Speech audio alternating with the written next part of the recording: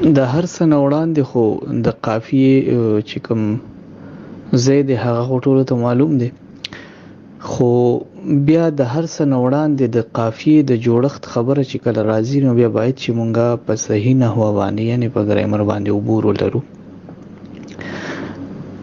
مونږ سره په ګرامر کې یو اصلي توري دي یو وصلي توري دي.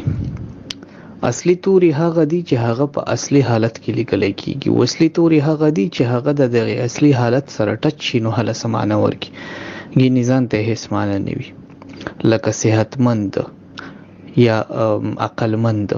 نو اوس دا مند لفظ چې کوم دی دا وصلي دی، صحت دا اصلي لفظ شو، عقل اصلي لفظ شو، او دا مند که ځان ته مونږ راواخلو نو د دې هېڅ معنی نه جوړېږي، نو دې ته مونږ وصلي توري ویلی شو، کنیکټینګ ورډز ورته هم ویلی شي. نو دا مونږ سره د دنیا شی دي په ژبو کې، او خاص کر بیا دغه رنګ لفظونه چې کله مونږ راوچتوو نو هغې کې بیا دا مسله چې تاسو به صحتمند او عقلمند په خپلو کې نشئ قافیه کولی. وجه دا ده چې اصلي توری قافیه کېږي، او کله چې اصلي توری راشي نو د هغې اخرنی حرف چې کوم دی نو دا روي کېدی شي. صحیح شو. اوس صحتمند او عقلمند، نو صحت او عقل دا په خپلو کې نه قافیه کېږي، نو ځکه مونږ دغه سیز دغه قافیه ماته ګڼو. صحیح شو. دې کې داسې لکه اوس واخلئ پیغلتوب زلمیتوب که نه، نو پیغلتوب چې دی اوس پیغله، صحیح شو، او زلمیتوب زلمی، نو دا دواړه که مونږ خپلو کې قافیه کوو نو بد کوو، دا نه قافیه کېږي. البته پیغلتوب او بیا ورسره که داسې خوب لګی نو ها قافیه به شي، صحیح به دي، خو که په دغه حال کې قافیه کوو نو بیا نه ده پکار چې قافیه شي. وجه دا ده چې اصلي توری چې دی نو هغه پیغله ده او زلمی دی، نو د دې په وجه باندې مونږ ته قافیه کې غټ نقصان را رسي. راځم په بل میسج کې. بله خبره دا ده چې اکثر وصلي تورو کې غټه مسله مونږ ته زه ځکه په خبرې کوم چې دا مونږ ته غټې مسلې راځي. لکه زه به تاسو ته ووایم چې ملکه او نازکه، نو ملکه او نازکه چې دا په خپلو کې قافیه کېږي. وجه دا ده چې که دا مونږ د دې نه دا وصلي توری لرې کړو یعنې هې ته نه لرې کړو نو ملک پاتې شو، که د کوزه نه هې لرې کړو نازک پاتې شو، نو ملک او نازک په خپلو کې قافیه کېږي، نو په دغه وجه باندې ملک او نازکه هم قافیه کېږي. دغسې د جمع قافیې هم مونږ سره دغه قانون دی. کله چې جمع قافیه تاسو راواخلئ او د هغې واحد قافیه یوه نشي نو دا نشي قافیه کېدی. لکه ظلمونه او غمونه، نو ظلم او غم دا په خپلو کې نه قافیه کېږي. البته غمونه او ستمونه په خپلو کې قافیه کېږي، غم او ستم، نو بس صحیح شوه. بیا که په صحیح تکنیک ورته ګورو نو بیا په هغې کې نورې خبرې روځي، خو به هر حال غم او ستم چې دی نو دا په دغه ځای کې قافیه راتلی شي. او ستمونه او غمونه چې شو نو دې کې دا واو نون هې چې شوه دا وصلي لفظونه شو. که دا جمع ته یې واړولو که مؤنث ته یې واړولو که مذکر ته یې واړولو که واحد ته یې واړولو، خو چې کله ورپسې اضافت حرفونه ولګي نو دا اضافي حرفونه هیڅ کله په قافیه کې یا په روي کې یا د روي په نورو اجزاو کې نشي راتلی، د قافیې په نورو اجزاو کې نه راځي. البته د روي نه پس چې کوم اجزا راځي په هغې کې راتلی شي. حرف زاید چې ورته مونږ بس حروف زاید ورته په لنډه وایي چې بس نور درته پکې ډو ذهني خبرې نه راځي، دغې ته بس حروف زاید بیا ویلی شي. صحیح ده. نو دا د قافیې هغه صحیح قانون دی. ته هم قانونا خایمه چې قافیه چې کله دا هم اوازی سره هم الفاظ هم لري نو هله دا قافیه کېږي. کله چې د دې اواز یو شي او الفاظ جدا شي یعنی اواز او الفاظ نو هم نه قافیه کېږي. لکه اواز کې زید او الفاظ کې زویده دا هم نه قافیه کېږي. کله چې د دې الفاظ یو شي او اواز بدل شي نو بیا هم نه قافیه کېږي. لکه لور او لور دا نه قافیه کېږي که نه. نو دغسې د دنیا خبرې په قافیه کې نورې هم شته، خو دا د ټولو نه غټ قانون دی چې د دې الفاظ به هم مترادف وي او د دې اواز به هم هماهنګي لري. کله چې دا ونه لري نو دا نشي قافیه کېدی. ښه ګلابه، راځم نورو خبرو ته چې کومه لړۍ مې روانه کړې هغه مخ په وړاندې بوځم. بیا په قافیه کې بلا اجزا شته د مونږ سره غالبا چې نه اجزا دوی یادوي. البته د اسانتیا د پاره صرف 15 اجزا تاسو استعمال کې راولئ. دا 15 د دي چې د روي نه چې کوم مخ کې راځي نو دا څلور اجزا دي، بیا ورپسې روي دی، او د روي نه پس چې کوم څلور راځي نو هغه ضرورت نه لري. بس ما تاسو ته وختي ووایي چې هغې ته حروف زاید ووایي نو بس صحیح شوه. د روي نه پس چې راشي نو بس هغه حروف زاید دی او هغه هر سړی تکرارولی شي. څنګه چې سړی ردیف تکراروي همدغسې دغه لفظونه هم تکراري راځي.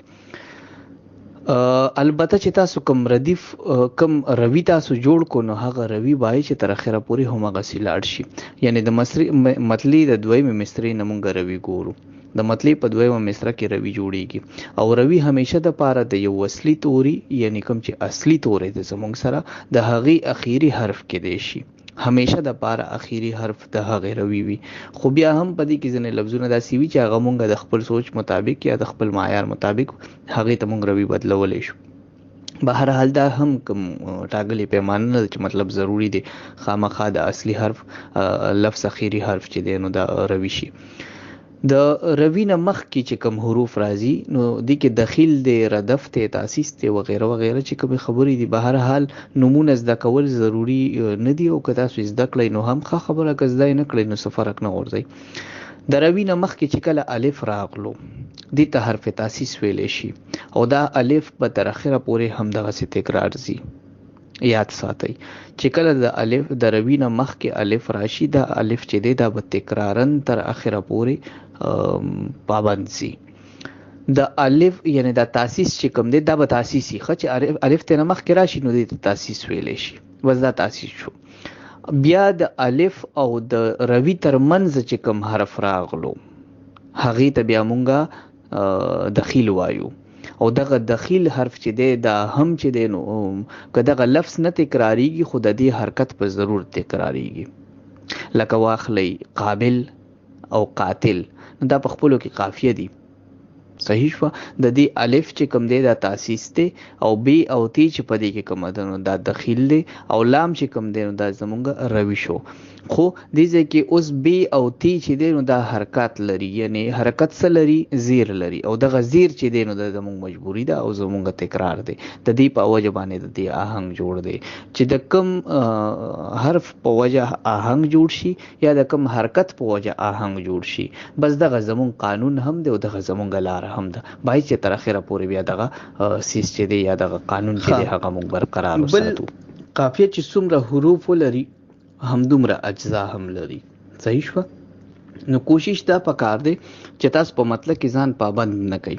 تاسو چې په مطلق کې د څلورو حروفو قافیه راواغسته او ورپسې مو په دویمه مصره کې هم د څلورو حروفو قافیه راواغسته، نو تاسو ځان په خپله پابند کو، چونکې تاسو په څلورو اجزاو باندې قافیه ودروله، بیا به تاسو مجبورن تر اخره پورې هغه قافیه چې دی هغه به همغسې بوځئ. لکه مثال به دا درکړم چې نم او غم دا تاسو په وړومبۍ مصره کې یعنی په مطلق کې ولګوئ، نم او غم، او د دې سره بیا کوزه تاسو راخلی شبنم یا سنم، صحیح شوه. نو په صحیح او باریک قانون باندې چې کله دې ته مونږ ګورو دا قافیه ماته ده، ځکه چې بره تاسو قافیه ته د دوو جزو راغستې ده، نم او غم دوه جزه دي، نو کوزه بیا تاسو چم لم وغیره وغیره په دې سم دې ډول کې بیا تاسو قافیه راوچتوئ، نو هله بس تاسو قانون صحیح په ځای پاتې کېږي. البته که تاسو په بره مصره کې شبنم راواغشته او غم راواغسته فرض که خبره ده نو بیا ستاسو قافیه آزاده ده، بس تاسو په بیا ورځئ. نو د قافیې دغه باریکۍ هم شته، خو دې باریکي ورته مونږ اکثر نه کوزیږو، وجه دا چې دا بیا د لیکوال زړه ماتوي او مونږ ځان ته بیا کار هم کتلی وي، ځکه چې بیا هر سړی تپوس هم کوي چې اوس راته روایت ووایه، بیا روایت ویل هم راته ګران وي. نو په دغه وجه باندې مونږ ډېر باریکیو ته نه ځو. البته د دغه څیزونو خیال ساتل پکار دي په قافیه کې چې د روي نه مخکې کوم حرکت راغلو هغه حرکت ضروري دی، که زبر وي که زیر وي او که پیش وي دا به تر اخره پورې هم دغسې برقرار ساتلی شي. د روي چې کوم قانون دی هغه مې تاسو ته بیان کړو، د هر اصلي حرف د هر اصلي توري اخیری حرف چې دی نو دا به روي وي. نو کوشش دی د دغه څیزو شي لکه دغسې محبت او الفت. نو محبت او الفت چې کوم دی نو دا دواړه په خپلو کې په تی باندې روي شوي دي، د دې تی روي دی او دا ولاړ دي، صحیح شوه. او محبت کې د بی د پاسه زبر دی، الفت کې د تی د فی د پاسه زبر دی، دا زمون قانون شو. نو که تاسو محبتونه او الفتونه راخلی نو بیا هم قافیه صحیح ده، خو که تاسو د محبتونو سره فرض که تاسو ورسره بیا غمونه راخلی نو بیا مو قافیه ماته که، ځکه چې غم چې دی نو په غم کې بیا روي میم دی، نو کلم چې قافیه راخلی نو کوشش کوئ چې د هغې اصلي تورې نه ول ځان خبر کړئ چې تاسو سره اصلي تورې څه شی دی، د هغې بیا اخیري حرف روي راخلی او د هغې نه پس بیا مخ په وړاندې تللی شي. دغه یو څو خبرې چې کومې زما ذهن ته موجوده وخت راتلې هغه مې در سره شریکې کړې.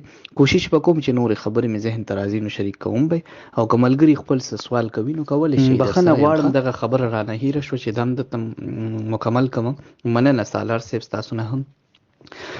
د روي نه مخکې چې کوم الف راشي نو هغې ته تاسیس ویلی شي، د تاسیس او د روي ترمنځ چې کوم حرف راشي نو هغې ته دخیل ویلی شي. صحیح شوه.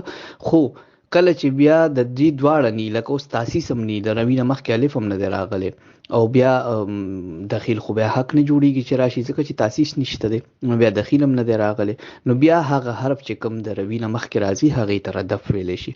دغسې رجز هم موږ سره شته دی. بهرحال دا بیا هم زه دا خبره تکراروم چې د نومونو د زده کړې ضرورت درته نشته، البته یو پیمانه د ځان سره ذهن کې وساتئ.